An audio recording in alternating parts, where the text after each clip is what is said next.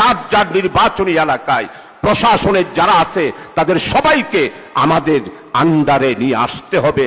আমাদের কথায় উঠবে, আমাদের কথায় বসবে, আমাদের কথায় গ্রেফতার করবে, আমাদের কথায় মামলা হারাবে।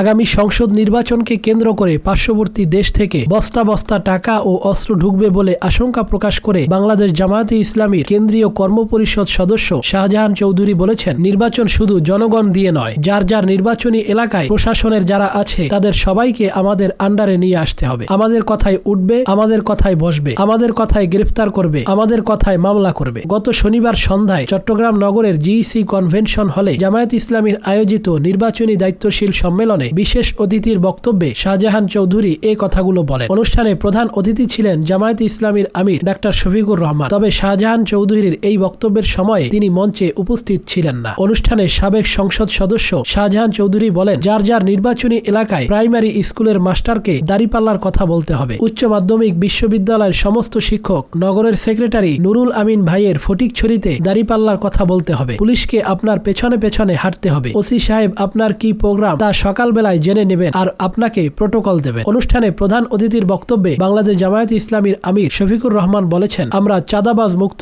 দেশ গড়তে চাই। আমরা অতীতেও চাঁদাবাজি করিনি, ভবিষ্যতেও করব না। আমরা দুর্নীতি মুক্ত বাংলাদেশ চাই। আমাদের অনেক রাজনৈতিক দল এ কথা জোরালোভাবে বলতেও পারে না, কারণ বলতে গেলে তাদেরও হাসি আসবে, জনগণও হাসবে। শফিকুর রহমান আরো বলেন, আমরা দীর্ঘ সময় ধরে জুলুম সহ্য করেছি আল্লাহর জন্য। পট পরিবর্তনের পর আমরা কারো উপর জুলুম হতে দেইনি। দেশবাসীকে বলেছি ধৈর্য ধরতে। তারা ধৈর্যের সর্বোচ্চ উদাহরণ তৈরি করেছেন। প্রশাসন ভয় পেত, আমরা তাদের সাহায্য করেছি, উৎসাহ দিয়েছি।